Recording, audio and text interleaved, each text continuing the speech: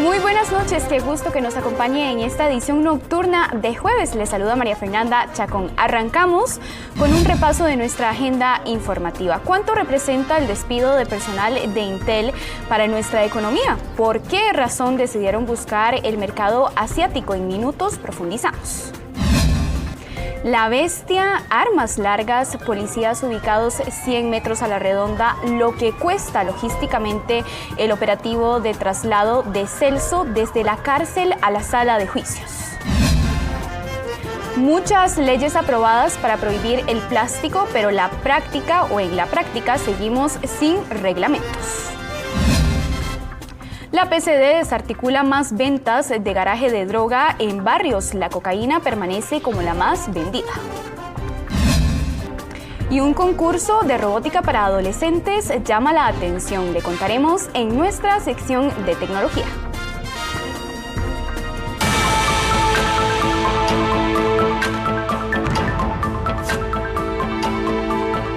El fabricante de chips Intel ya comenzó con los despidos de personal en Costa Rica. Este jueves se confirmó el cierre de una de sus plantas. Con esta presentación, así fue que le anunciaron a los empleados de Intel que cierran una de sus plantas en Costa Rica de manufactura y por ende siguen los despidos en esta compañía.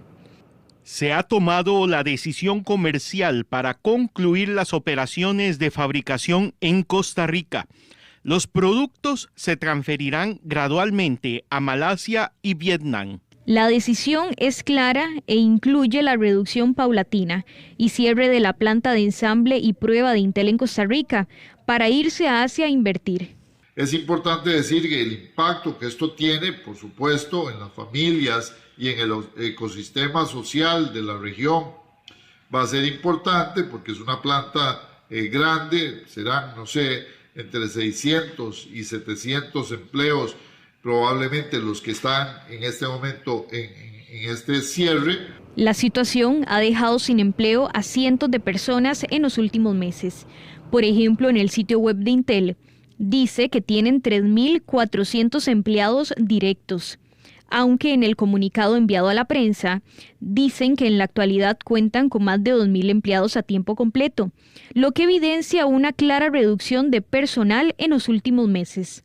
La Cámara de Industrias, por su parte, tendrá una reunión con Intel el próximo martes ante esta preocupante decisión. Han sabido que la carga social en el país es bastante alta, no solamente la cuota patronal, que puede rondar cerca de un 26%, sino adicionalmente también temas como provisiones, entiéndase el aguinaldo, preavisos, cesantía, vacaciones. En las afueras de Intel conversamos con un adulto que nos comentó fuera de cámaras que ha estado en manufactura por 12 años.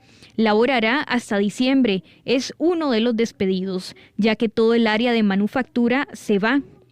También consultamos la opinión a la promotora de comercio exterior. Esto nos dijeron. Procomer lamenta la salida de esta operación. No obstante, recuerda que la mayor parte de la operación de la empresa se queda en el país, que es Componentes Intel, y representa un 77% del empleo. Extraoficial, los despidos rondan entre las 600 y 800 personas. Asimismo, recordemos que Intel había anunciado meses atrás del despido de 15.000 empleados a nivel global.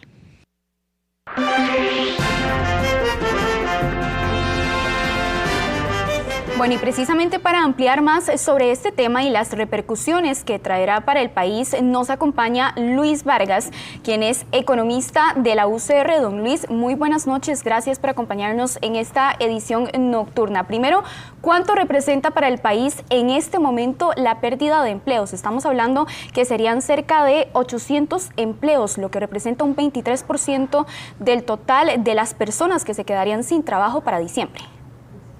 Claro, es importante entender que no necesariamente el número va a representar algo significativo en la fuerza laboral del país, pero sí la preocupación de que pueda ser solo el comienzo de una oleada de desempleo, no solo en Intel, sino en otras industrias relacionadas. No quiero decir que se vaya a dar, pero sí estamos en una coyuntura donde uno lo único que querría escuchar son noticias de que se crean más empleos y no de que hayan recortes, menos en industrias tan dinámicas y en empresas tan importantes para el comercio exterior del país como lo es Intel. Otra cosa importante a tener en cuenta es que hay también empleos indirectos que se van a perder. ¿Por qué? Porque estas 900 personas posiblemente pagaban un servicio para la limpieza en su casa, pagaban a alguien que les hiciera el jardín, etcétera, etcétera. Todos esos tipos de empleos también de una manera indirecta podrían estar en riesgo cuando tenemos una pérdida como la que estamos afrontando. Ahora bien, ¿por qué las grandes empresas ven, por ejemplo, en Asia mercados más baratos que nosotros? Algo que es conocido es que particularmente los países asiáticos, en este caso estamos hablando de Malasia y de Vietnam, han tenido incrementos muy significativos a nivel de competitividad. Estamos hablando de que tienen un costo de producción menor que el que tenemos en Costa Rica. Estamos hablando de que han hecho inversiones en infraestructura muy significativas y tienen una alta conectividad con mercados muy importantes y muy grandes en el mundo. Y también estamos hablando de otros factores que nosotros nos hemos distinguido siempre muchísimo, como la seguridad, como las instituciones, donde estos países también han dado saltos significativos que los han puesto a competir con más fuerza en la escala de las cadenas globales de valor. En el comunicado se mencionaba que, bueno, las acciones son necesarias para seguir siendo competitivos. ¿Qué le está haciendo falta al país en esta materia? No es nada nuevo de lo que estamos hablando. El país ya ha venido teniendo algunos talones de Aquiles en la competitividad. Sabemos que tenemos rezagos en infraestructura. Sabemos que aunque seguimos teniendo un capital humano muy de alta calidad, hemos perdido terreno debido a las debilidades que presenta sobre todo la educación pública costarricense. Hemos tenido también dificultades para lograr llenar las demandas de estas empresas y particularmente seguimos siendo un país relativamente caro, tanto en la región latinoamericana como al compararnos con otros países como estos asiáticos, lo que sin lugar a dudas nos resta competitividad y es algo a lo que tenemos que prestar mucha atención si queremos seguir manteniendo ese éxito que hemos tenido en el sector exportador costarricense. Muchas gracias, don Luis. Que pase muy buenas noches. Buenas noches. Pasamos a otra de las noticias del día. El buen tiempo permite que el nivel de agua baje un poco tras una semana de intensas inundaciones en sectores como Cureña y Cureñita, dos de los más afectados recientemente. Sin embargo, comunidades aún se mantienen incomunicadas y donde solo se puede accesar en botes. El desbordamiento del río San Juan y Sarapiquí aún mantienen la afectación para varias familias. Un total de 38 personas fueron llevadas a un albergue. En Cureña, poco a poco las familias empiezan a recibir víveres tras estar sufriendo de llenas desde hace 15 días atrás. Sin embargo, en la última semana, las afectaciones fueron mayores, quedando incluso sin acceso al agua potable, falta de alimentación, incluso con poco alimento para las ganaderías. La Comisión Nacional de Emergencias, a través de los comités municipales de Sarapiquí, hizo la entrega de víveres a las familias afectadas por las lluvias. Y el constante ingreso de humedad desde el Mar Caribe hará que regresen los aguaceros a las regiones del Caribe y la zona norte este fin de semana. Los vientos alisios se mantendrán acelerados en el norte y centro del territorio nacional. Además, se espera un aumento en la humedad, lo que facilitará el desarrollo de lluvias en distintas regiones. Los aguaceros incrementarán tanto en el Caribe y zona norte, así como para el Pacífico e incluso el Valle Central. Es por eso que a partir de mañana viernes estamos previendo cielos mayormente nublados con lluvias aisladas a lo largo del día, tanto en la provincia de Limón como en la región de San Carlos.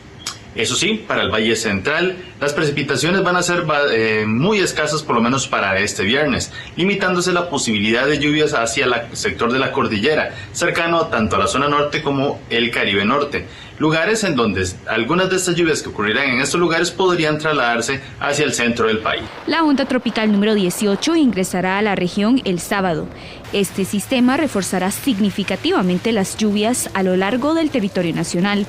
Los expertos piden especial cuidado para quienes deban trasladarse en las próximas horas por rutas como la 32, la cual presenta un alto nivel de saturación debido a los aguaceros de los últimos días. En lo que respecta a la vertiente del Pacífico, después de una mañana con nubosidad parcial, por la tarde las precipitaciones estarán comenzando sobre los sectores montañosos de estas regiones, esperando que para el final de este periodo las lluvias estén alcanzando la costa, principalmente en las regiones del Pacífico Central y el Pacífico Sur. Mientras que hacia el sector de Guanacaste la posibilidad de lluvia durante la tarde es de precipitaciones muy dispersas, puntuales y de corta duración.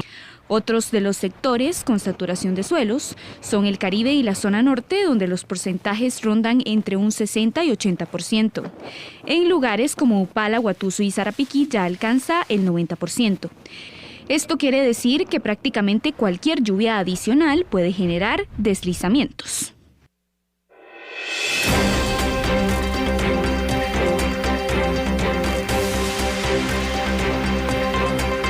En nuestro enfoque hablamos de los traslados del extraditable Celso Gamboa desde la Reforma hasta los tribunales que han requerido de un amplio despliegue policial. Expertos destacan que es necesario habilitar salas de juicios en centros penitenciarios, más si se trata de privados de libertad de alto perfil. Sheila Paniagua está aquí en el set y nos trae todos los detalles. Adelante. Efectivamente, bueno, hemos visto que en estos 3 días de juicio, Celso Gamboa, el extraditable, ha tenido que ser trasladado desde la Reforma hasta los tribunales en Goicoechea. Un amplio despliegue policial lo que han realizado las autoridades judiciales para poder trasladarlo. Y es que según los expertos, esto se tiene que hacer por seguridad. Recordemos de que él es requerido por las autoridades de Estados Unidos por tema de narcotráfico. Y según lo que dicen es que bueno, hay muchas personas interesadas en hacerle daño a esta persona con tal de que no llegue a Estados Unidos y pueda incluso hablar e indicar quiénes más estaban participando en el narcotráfico, según lo que están investigando las autoridades. Y es que veíamos, como les indico, un amplio despliegue policial. Además, Celso Gamboa ha tenido que ser trasladado en este vehículo blindado conocido como La Bestia. Este vehículo blindado capaz de resistir explosiones y pinchaduras de llantas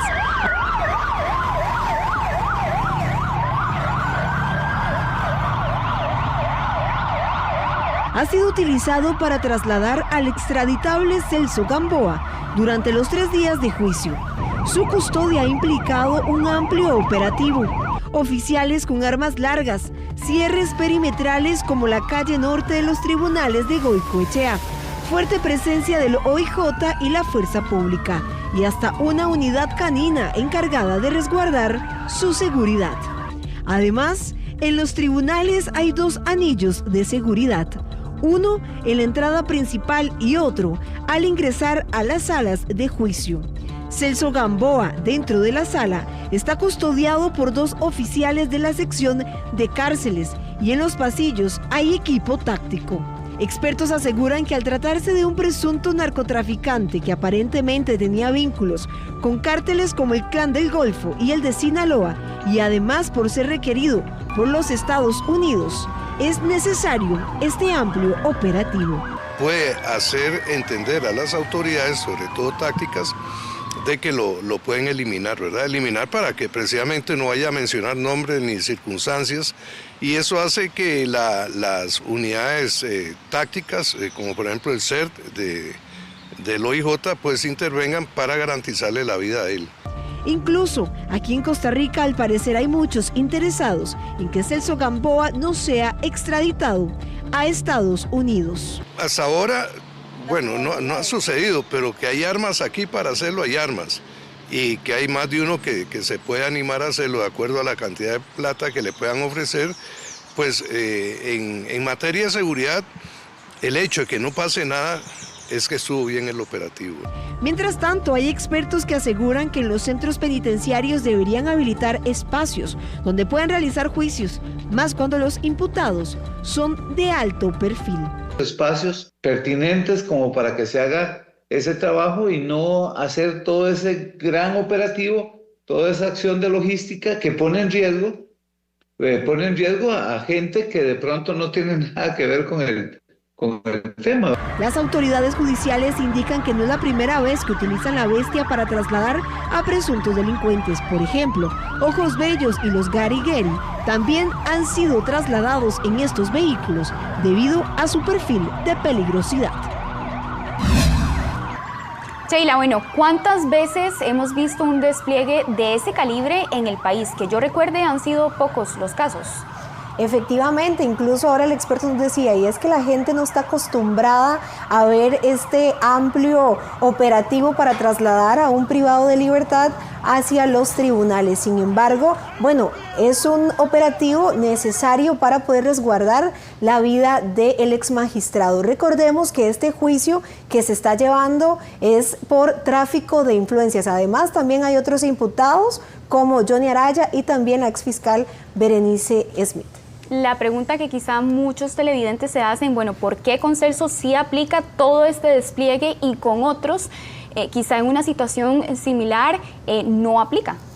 Bueno, María Fernanda, recordemos de que él es una persona solicitada también por las autoridades estadounidenses por el tema de narcotráfico. Incluso lo que indicaban los expertos es que, bueno, al él tener contacto, aparentemente, ¿verdad?, con cárteles como el Clan del Golfo, así como también con el cártel de Sinaloa, esto lo vuelve, bueno, una persona que hay que cuidar, ¿verdad?, para que pueda ser llevado hacia los Estados Unidos. Recordemos que cuando ya él esté allá, es probable que incluso las autoridades puedan negociar con él, y es por esto, bueno, que realizan también este amplio operativo para resguardar su vida. Bueno, y es que ya les decíamos de que son ya 3 días de juicio por tráfico de influencias que lleva el ex magistrado Celso Gamboa. Y bueno, y es que según veíamos, ya hoy se le nota un semblante distinto, y es que hoy en la sala de juicio estaban también familiares muy cercanos a él y que bueno, no ha podido ver debido a que está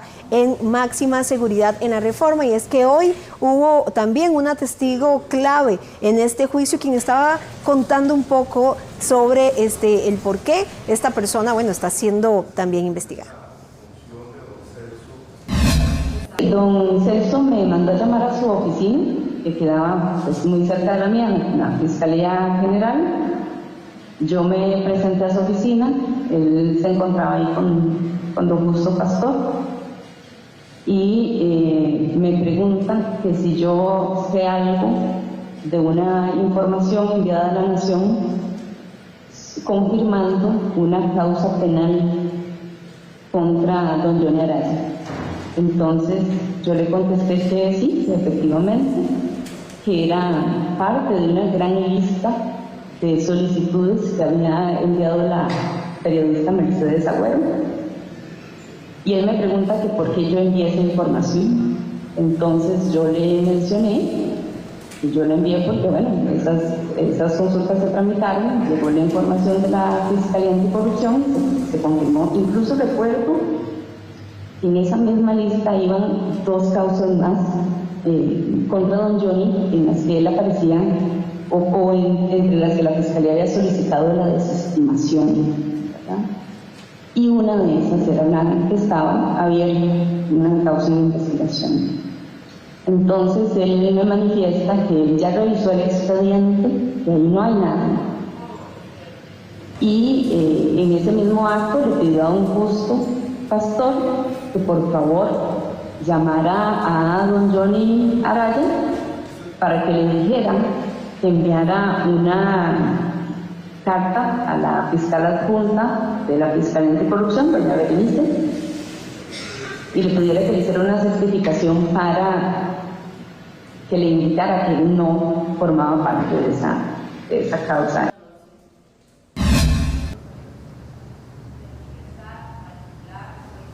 Bueno, este juicio se retomará hasta el lunes. Recordemos que mañana es feriado y por esa razón pues se retomará hasta el lunes y se espera que finalice el 8 de agosto.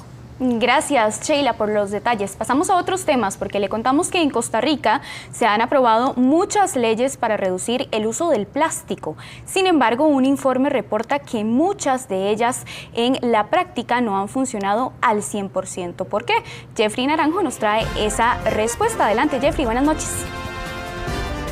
En el 2024 fue cuando entró a regir la prohibición de entregar bolsas plásticas en los comercios. Sin embargo, tal vez a usted le ha pasado que va a realizar la compra a algún súper, compra la verdura y todavía le entregan la bolsa plástica. En algunos casos se dice puede ser biodegradable, pero esto se debe principalmente, y según un informe de la Comisión para la Promoción de la Competitividad, a que el Ministerio de Salud está adeudando algunos reglamentos, algunas medidas para hacer efectivas estas leyes. Costa Rica tiene bastantes leyes para la prohibición del plástico, incluso del estereofón, de las pajillas, pero los reglamentos son los que hacen que esas leyes sean aplicadas a la vida cotidiana y le dicen a los comercios cómo deben hacer para transicionar hacia estas nuevas modalidades, pero en algunos casos estos reglamentos han esperado hasta por 6 años, según menciona este informe, incluso una reforma a un programa educativo con el Ministerio de Educación Pública para enseñar a los niños de preescolar, por ejemplo, del uso de los plásticos, de cómo reciclar, todavía no se ha publicado pese a que la ley se aprobó años atrás. Bueno, ¿qué pueden hacer los consumidores? ¿Qué pueden hacer ustedes para saber qué va a pasar con el uso de las bolsas plásticas? ¿Cuál es ese vacío legal en este momento? También los comerciantes, vamos a verlo en detalle a continuación. Pajillas, bolsas plásticas y hasta el estereofón han sido paulatinamente regulados y en algunos casos prohibidos en su totalidad en el país. Decisiones que inciden en reducir la contaminación que estos productos generan en el mundo. Sin embargo, muchas de estas leyes, a la hora de llevarlas a la práctica, han quedado en deuda. Así se desprende de un estudio realizado por el Consejo de Promoción de la Competitividad.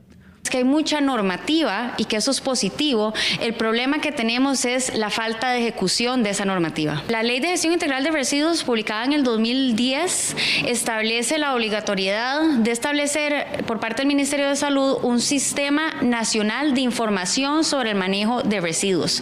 Es en esta misma plataforma también donde debería de reportarse todo lo que tenga que ver con gestión de residuos plásticos. Eso actualmente no se hace. En Costa Rica el uso del plástico es bastante alto respecto a otros países, mientras que en el mundo el promedio de kilogramos de plástico generados por habitante es de 50 kilos. En Costa Rica este promedio llega a los 68 kilogramos anuales de plástico por persona. Del lado de los comercios, los supermercados, por ejemplo, definitivamente este vacío legal con la falta de esta reglamentación técnica genera incertidumbre, inseguridad jurídica, y de parte de los consumidores, pues definitivamente el consumidor, los derechos del consumidor tal vez no están siendo debidamente atendidos y podría inclusive decirse que el consumidor queda con una falsa sensación de sostenibilidad.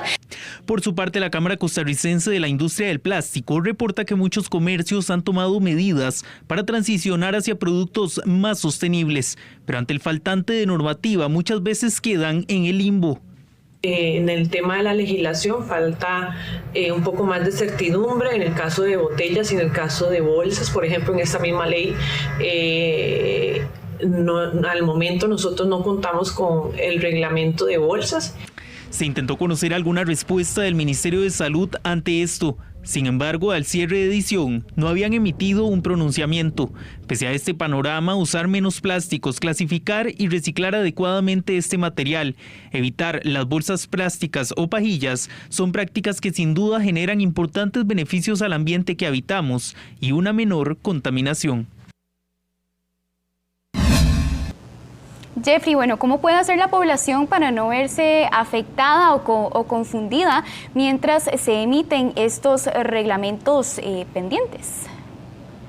Muy importante esta pregunta porque esto no es como para que la gente diga, bueno, hay un vacío legal, puedo seguir usando la bolsa de plástico. La ley ya está en vigencia, algunos reglamentos también. En este caso específico, dentro de varios que menciona el informe, es que, por ejemplo, si alguien va a comprar, ni el comerciante ni el comprador pueden certificar que esa bolsa, porque todavía el reglamento en ese caso puntual no se ha aprobado, es biodegradable o hecha de almidón de yuca, como se ha escuchado en algunos casos, y esto es lo que está generando confusión y este vacío legal precisamente. Ya vimos que incluso esta asociación está de alguna manera pues capacitando a los comerciantes para ir transicionando en tanto se emiten estos reglamentos, y la gente pues siempre la instancia se mantiene a que no utilicen bolsas plásticas, traten de reducir el uso de este tipo de materiales por los efectos contaminantes que pueden tener. Claro, muchas gracias, Jeffrey. Buenas noches. Pasamos a otros temas, porque el ingreso de armas ilegales al país va en aumento. Los cárteles más poderosos de América Latina controlan este mercado. ¿Cuáles son los puntos de ingreso y cómo operan estas estructuras criminales? La periodista Rachel Matamoros nos tiene todos los detalles. Adelante, Rachel, buenas noches. Es correcto, hay dos rutas específicas donde las estructuras criminales que son lideradas por los carteles más poderosos de América Latina traen las armas. Y ojo a este dato tan importante, porque incluso no necesariamente las armas que llegan a Costa Rica son armas completas, sino que ingresan por piezas para ser ensambladas acá en el país. Costa Rica enfrenta una realidad alarmante. Las armas ilegales están entrando al país por múltiples frentes, alimentando el poder de estructuras criminales cada vez más sofisticadas y violentas. Hay que tomar en cuenta que está siendo manejado por carteles mexicanos, cartel de Sinaloa y carteles de Jalisco Nueva Generación. Y entonces esa gente, los mexicanos, pues tienen mayor experiencia en todo este movimiento criminal. Y es más fácil que vengan del lado de Nicaragua que vengan del lado de Panamá. Por ejemplo, viniendo de Colombia, de pasar ahí a Panamá, digamos, por mar y llegar ahí a tierra, en Panamá es muy difícil.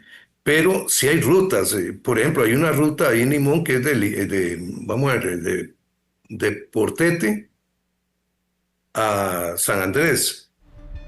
La frontera norte ha sido históricamente una de las rutas más utilizadas para el ingreso ilegal de las armas, pero también están entrando desde Colombia, donde se adquieren fusiles como los AR-15.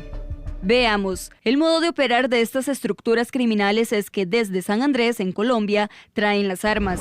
Muchas de ellas son embodegadas en Los Cabos para posteriormente ingresarlas a Costa Rica. Desde ahí las embarcaciones llegan a Portete en Limón, a Tortuguero o por Barra del Colorado. Incluso muchos criminales no buscan necesariamente traer las armas completas, sino por piezas para ensamblarlas en el país. Están trayendo piezas de armas y aquí las ensamblan. Aquí hay un elemento que hay que tomar en cuenta, que es que hay armeros muy diestros. Es más, hay uno asiático que es muy conocido dentro del AMPA, y este hombre puede ensamblar perfectamente estas armas, pero además las puede modificar. En junio de este año, el organismo de investigación judicial decomisó uno de los arsenales más grandes del país, donde se encontraron un total de 56 armas de fuego. ¿De quién son todas esas armas? ¿A quién venían? ¿Cuál era el destino de esas armas? Pura narcoactividad. Se puede con esas armas, armar un grupo paramilitar y hasta no sé qué, las peores cosas que usted se pueda imaginar contra la democracia. Vamos a ver, modificar las leyes. Las leyes están hechas para hace muchos años, no para este tipo de sociedad. Hay que dejarse ese romanticismo de esa sociedad antigua que había gente buena que cometía un error. Ahora no hay nada de eso. Especialistas en seguridad advierten que la situación ha sobrepasado la capacidad legal y operativa de las autoridades y piden reformas urgentes para atender la criminalidad. Y con este contexto, los especialistas en materia de seguridad hacen un llamado, ya que es importante fortalecer tanto a la fuerza pública como al organismo de investigación judicial para que se puedan enfrentar con estos grupos armados, más que todo por la violencia que hoy vemos en el país. Gracias, Rachel. Muy buenas noches. Cada vez es más común ver casos donde se desmantelan búnkers en algunos puntos del país. ¿Cómo estamos manejando esto a nivel nacional? Nos acompaña don Stephen Madden, quien es director de la Policía de Control de Drogas. Don Stephen, muy buenas noches. ¿Están nuestros barrios llenos de búnkers? ¿Estamos perdiendo o ganando la batalla? Sí, buenas noches. Estamos a disposición para abordar este tema. Sí, la Policía de Control de Drogas, el Ministerio de Seguridad Pública, como parte de un todo de estrategia que tenemos no solamente para combatir el narcotráfico, el crimen organizado, sino también tenemos el fuego menudo. Recordemos que son la distribución de drogas en pequeñas escalas o cantidades que genera consecuencias mayores por el simple hecho de ser pequeñas cantidades. No necesariamente el daño es menor, sino más bien genera consecuencias mayores. Es generador de otros tipos de delitos que existen a nivel nacional, sino para avanzar en otras investigaciones de carácter mayor que tienen que ver con las personas o las organizaciones que están distribuyendo la droga en esos puntos. Dentro de todos los allanamientos, ¿qué es lo que más le impacta al ver el narcomenudeo impregnado en la calle?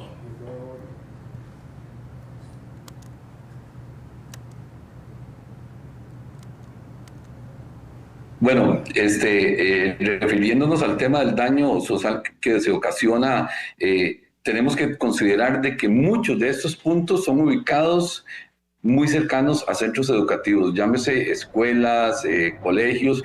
Es una población que estas estructuras criminales pretenden captar y además de otros sitios donde existe una población vulnerable. Hemos observado, bueno, manejan grandes cantidades de droga. En el último caso reciente en los Guidos de Desamparados logramos el decomiso de más de 700 dosis de diferentes tipos de droga, aproximadamente 1 millón de colones en uno de esos sitios. Aquí se muestra, digamos, el poderío económico que están teniendo este tipo de ventas al narcomenudeo, pero también tenemos otros factores. Hemos observado de que estas personas vienen adaptándose a diferentes modalidades, cambian constantemente los vendedores de un sitio a otro, cambian sus domicilios. Además de esto, no solamente utilizan los búnkeres, lo que conocemos que son puntos de venta, sino personas que llegan también a consumir, sino también que están utilizando domicilios, terrenos que están totalmente abandonados, y otros más donde ellos se apoderan y ahí aplican o realizan la actividad ilícita. Hablemos de números. ¿Cuánto deja un búnker específicamente?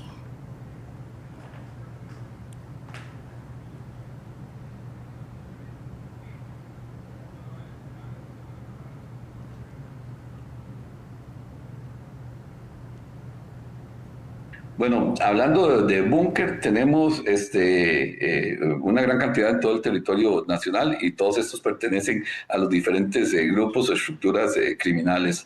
Se ha conversado en su momento, se han dado algunos datos ya anteriormente que esto puede generar hasta 1 millón de colones de ganancia diaria. Esto es lucrativamente muy importante para estas estructuras, y también las personas que utilizan ahí en algunas ocasiones también utilizan en estos puntos personas que también son consumidores y que están rotando de manera seguida, pero que también son personas que prácticamente están poniendo a frentear ahí el negocio. Pero también tenemos algo importante, de que estos puntos son los que están generando en muchos casos violencia, y también muchas de estas personas vendedoras están siendo lamentablemente asesinadas por un tema de disputa territorial. Y ya finalmente, ¿cuál es el tipo de droga que más se está moviendo en los barrios?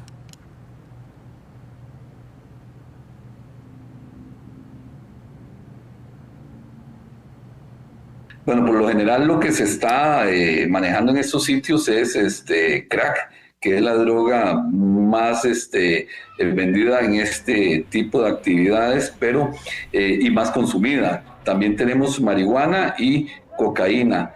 También un dato importante, estos trabajos que nosotros realizamos dedicados al narcomenudeo también nos permite darle un seguimiento al tipo de droga que está circulando en el mercado.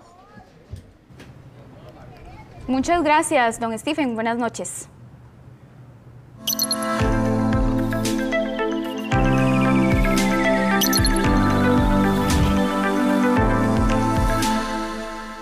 Un concurso de robótica busca incentivar el amor por la tecnología en los jóvenes. Daniel Sosa nos trae la información. Adelante, Daniel, muy buenas noches. Hola, ¿qué tal? Muy buenas noches. Bienvenidos a nuestra sección de tecnología. Un concurso de robótica se va a desarrollar en nuestro país a finales de agosto. ¿Cuál es el único requisito? Muchas ganas de aprender y de empaparse de la robótica. Está destinado a jóvenes entre 14 y 25 años. Conozcamos más acerca de este concurso a continuación. El CyberSec Challenge 2025 abre inscripciones para jóvenes interesados en la ciberseguridad. El concurso busca talentos entre los 14 y 25 años que deseen enfrentarse a retos reales del mundo digital. Bueno, la ciberseguridad es una disciplina que se vive y para eso hay que estar desarrollando las habilidades y los conocimientos constantemente. Una de las mejores formas son las competiciones de ciberseguridad y el CyberSec Challenge es nuestra competición que ya este año está cumpliendo su 5º aniversario. Es una competición regional, vamos a tener representantes de Centroamérica, del Caribe, que van a venir a competir acá este 23 de agosto en Costa Rica. La competencia se llevará a cabo el próximo 23 de agosto en las instalaciones de Texas Tech University en Escazú, desde las 8 de la mañana hasta las 4 de la tarde. Los equipos de hasta 5 personas deberán resolver desafíos tipo captura la bandera bajo un formato estilo Jeopardy que pondrá a prueba sus habilidades de análisis y pensamiento lógico. Por lo cual creo que el hecho que este año el challenge también vaya a ser presencial va a fomentar mucho estos espacios de conexión con otras personas que comparten este mismo interés. Y a través de este proceso he podido conectar con personas, muchas de ellas mujeres, que ya sea que estuvieran en un nivel similar o incluso mucho mayor a nivel de experiencia que el mío, me han dado apoyo y pues les tengo demasiado agradecimiento. La iniciativa es organizada por CyberSec Cluster y cuenta con el respaldo de empresas privadas, con el objetivo de formar nuevos talentos en el campo de la ciberseguridad y conectarlos con oportunidades reales del sector. Es una experiencia lindísima porque, bueno, es una competición, es un trabajo en equipo, hay más que medir necesariamente cuánto saben de programación o de conocimientos muy técnicos, son sus habilidades esenciales, cómo trabajan en equipo, cuál es su pensamiento crítico, qué tan creativos son para resolver retos. Por eso es que pueden participar en equipos donde inclusive se pueden combinar personas tal vez mayores que tienen un poquito de experiencia con chicos y chicas de colegio, porque también esperamos que muchas mujeres se sumen a esta competición. Así que es una experiencia realmente interesante. Las inscripciones estarán abiertas hasta este 25 de julio y pueden realizarse en línea a través de la página oficial del evento. Ya lo sabe, esta es una muy buena oportunidad para que nuestros adolescentes y jóvenes vean, conozcan más acerca del mundo de la robótica y practiquen el trabajo en equipo y la capacidad de desarrollar nuevos desafíos. De momento esto es todo en el mundo de la tecnología. Ustedes continúan con más información acá en Noticias Repretel.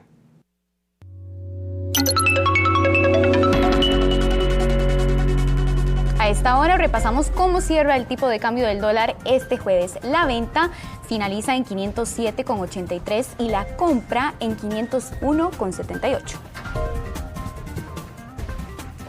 A esta hora nos separamos unos minutitos y ya regresamos con más de Noticias Repretel.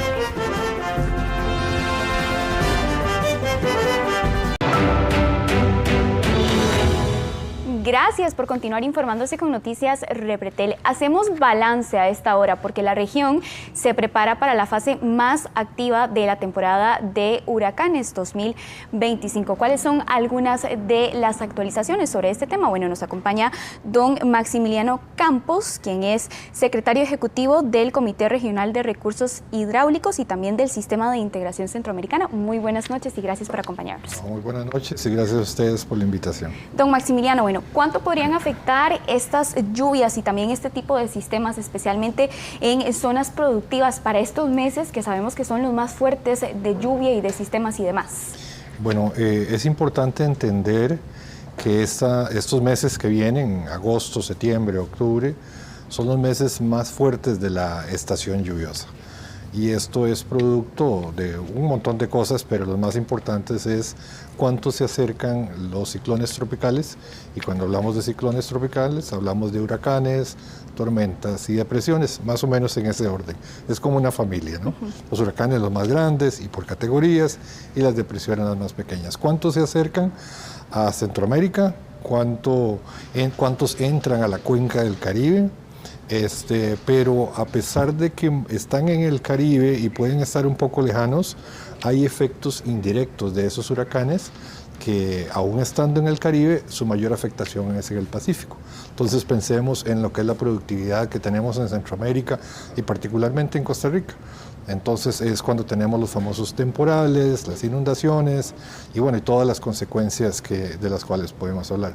Este año particularmente, por lo menos los expertos que se han reunido centroamericanos en meteorología e hidrología han considerado que por lo menos 3 sistemas tipo ciclón tropical o alguno de sus familiares va a estar acercándose bastante a Centroamérica, por lo tanto, pues por lo menos aunque sea un efecto indirecto, vamos a tener muchas de las cosas que normalmente vemos. Al ser un año normal no importa, recuerden que la normalidad en esta Centroamérica es una Centroamérica llena de agua y es llena de agua por el clima, claro. El agua es clima dependiente.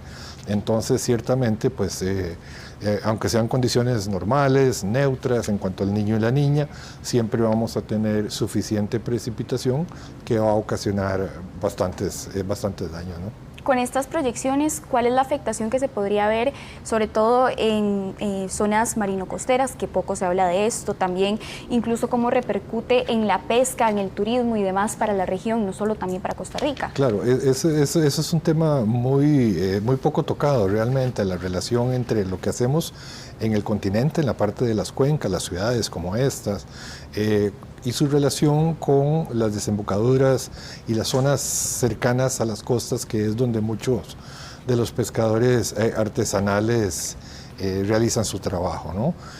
Hay una cosa interesantísima, por ejemplo, si el arrastre de sedimentos en el río Tempisque es muy alto porque las lluvias son sumamente fuertes, hay inundaciones y temporales, hay una gran turbidez y hay una afectación obviamente en el tema pesquero. No soy experto en el tema pesquero, pero es lo que por lo menos he leído.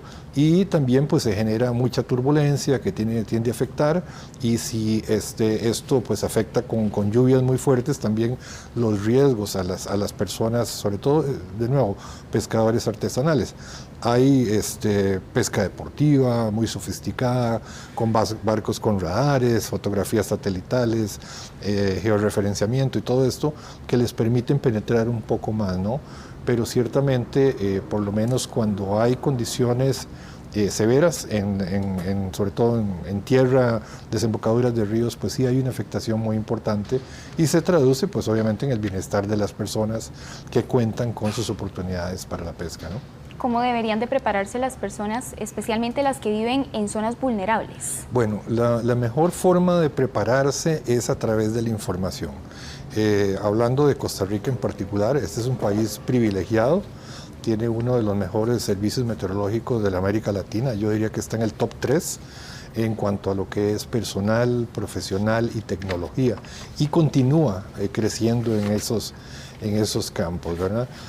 Por otro lado, también están los centros especializados, por ejemplo el CIMAR en la Universidad de Costa Rica, el Centro de Investigaciones Geofísicas, el ICE que ve todo lo que tiene que ver con la parte hidráulica, que usa los pronósticos meteorológicos climáticos para acoplarlos con modelos y calcular los caudales y cuánta energía vamos a tener en este trimestre. O sea, realmente Costa Rica está muy preparado. Creo que lo que nos falta a nosotros es cambiar un poco la cultura de que si hoy no llueve, entonces mañana hago lo mismo, ¿no? Eso se llama pronóstico de persistencia, ¿verdad? Y ciertamente el programa, por ejemplo, la nota que presentan ustedes en este programa con el tiempo atmosférico, que es el día a día, a mí me parece que la mejor forma de prepararse es poner atención al medio y a esas notas oportunas que nos van a decir con gran exactitud las condiciones de mañana. Aparte de eso, lo que es ya los sectores para planificar tienen que entrar en la esfera del clima, que ya son varios meses en adelante, y para eso también hay acciones como las que le contaba de este foro regional que se reúne y establece las perspectivas para esos 3 meses. Hablemos sobre la importancia de las alertas tempranas. ¿Qué son? Explíquemelo un poco a la gente, para qué funcionan, y si usted considera que si realmente contamos con la implementación de alertas tempranas es suficiente o si nos están haciendo falta más. Claro, siempre entre más tengamos es mejor, partamos de la última parte, ¿no? Pero muy fácil, una alerta temprana, por ejemplo, yo vivo aquí en esta zona de Santana, cerca del río Uruca, está una montaña muy alta, hay una estación meteorológica ya en la cumbre de la montaña, entonces Cuando empieza a llover muy fuerte, yo entro a la página del meteorológico, que todas las estaciones del país están, y veo la cantidad de lluvia que llueve, 20 milímetros, 30 milímetros, entonces ya yo sé, por ejemplo, que el río va a empezar a crecer. Eso es porque yo estoy formado en eso. Pero la Municipalidad de Santa Ana ha venido, estoy poniéndolo como un ejemplo, ¿no? Ha venido trabajando en los sistemas de alerta para que ya toda la población empiece a estar a lo largo de esa cuenca también enterada. Se están desarrollando aplicaciones móviles para que usted en su teléfono, si usted vive cerca de un río, pues sepa cuáles son las condiciones y cómo van a estar en las próximas 24, 48 o más horas, ¿verdad? Entonces, de esa forma es como funcionan los sistemas de alerta, no es nada sofisticado. Por ejemplo, en Cañas conozco un sistema muy bueno que tiene la Comisión de Emergencia, donde trabajan con personas ubicadas a lo largo de la cuenca, que básicamente son los vecinos, y cuando ellos empiezan a ver que está lloviendo mucho y el nivel del río empieza a subir, entonces van pasando las alertas para que la población abajo se vaya preparando. Y están otras más sofisticadas, como la que usa, por ejemplo, el ICE con el Instituto Meteorológico, para que es la previsión de los embalses, para si está lloviendo mucho, viene un huracán, ya es de más largo plazo, entonces eso se modela para decir cuánta agua hay que soltar de la represa para que cuando venga este temporal no tenga una afectación superior de que sobrepase la represa o pueda haber un gran accidente. Los sistemas de alerta en Costa Rica yo diría que funciona bien, no son suficientes, claro que tenemos que tener en todas, hasta las microcuencas, pero muchas veces la población piensa que porque el puente en Desamparados o porque aquí en Los Negritos, etcétera.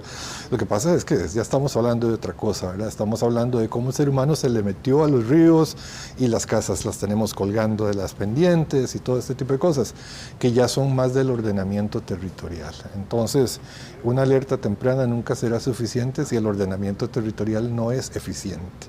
Tal vez esa es una buena frase, ¿no? Estamos en una fase neutra, ya lo ha dicho el Instituto Meteorológico Nacional. Así esto es. quiere decir que no estamos ni con los efectos de la niña ni con los efectos del niño. Así es. ¿Qué significa esto? Y si podría generar quizá que estos sistemas que faltan por formarse de esta temporada sean un poco más fuertes o todo lo contrario. No, lo que sucede es que si estamos con este efecto neutro, normalmente la lluvia se mantiene dentro del nivel del promedio, de lo normal. Para San José pueden ser unos 1.300 milímetros en los próximos 3 meses, pero 1.300 milímetros son 1.300 litros por metro cuadrado. Entonces imagínense que todo esto caiga en unos pocos días. Eso causa un desastre. Y eso es algo interesante que la población también tiene que entender. Aunque llueva menos, si lo que llueve se concentra en un espacio de tiempo muy corto, la afectación puede ser seria. Entonces, desde el punto de vista meteorológico, nosotros, por ejemplo, cuando tenemos un ciclón tropical o algo así, lo peor que nos puede pasar es que esos se queden, que se llaman estacionarios, durante mucho tiempo en la misma posición. Entonces llueve, llueve, llueve, y obviamente pues allá no habrá ningún sistema que pueda pues contener ni las obras hidráulicas ni cosas de ese tipo. En términos generales, muy rápido, ¿cuál es la perspectiva para lo que resta de la temporada? ¿Qué es lo que están proyectando ustedes? Bueno, en el caso de todo Centroamérica, por lo menos sí vemos que ha sido un año muy normal, que la lluvia se va a mantener más o menos 10% de lo que normalmente llueve en estos 3 próximos meses. Hay datos muy precisos que uno puede entrar a todas las páginas web de los meteorológicos. El Caribe de Costa Rica sí está un poco más bajo, como un 15%, según los datos del Instituto Meteorológico y según las consideraciones de los expertos. Esto, pues de mantenerse así, podría ir acumulando un poquito de menos agua. Sin embargo, el Caribe nuestro tiene mucha agua, ¿no? Entonces, extrañar un 15%, tal vez, a no ser de que sean sectores productivos altísimamente dependientes de grandes cantidades de agua, lo podría sufrir. Pero por el contrario, son los meses de turismo en el Caribe. Claro. Y creo que todas estas cosas que hacemos en esta parte del país es porque el clima lo permite. Claro. Y aparte de eso, ¿quién no quiere disfrutar la lluvia hoy día, verdad? Muchísimas gracias, don Maximiliano. Que pase muy buenas noches y gracias por acompañarnos. Encantado. Pasamos a otros temas.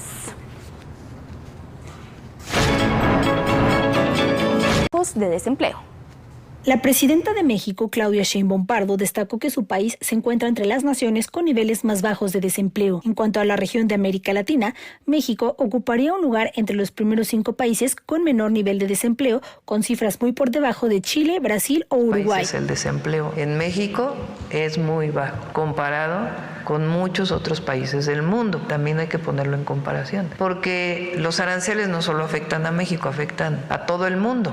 De hecho, a algunos países los afectan más todavía. Este es al mes de mayo.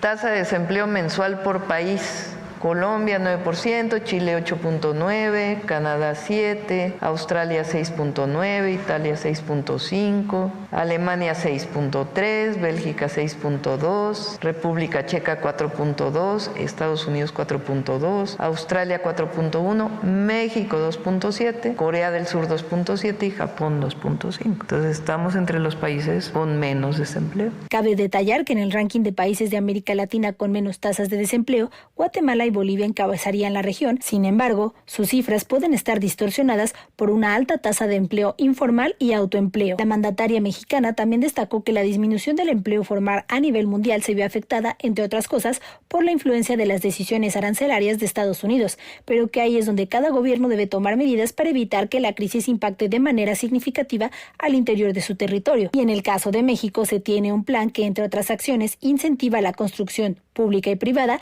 y que de este sector se desprenden muchos empleos. Nos vamos, que pasen muy buenas noches y que descansen. Los esperamos mañana con más noticias.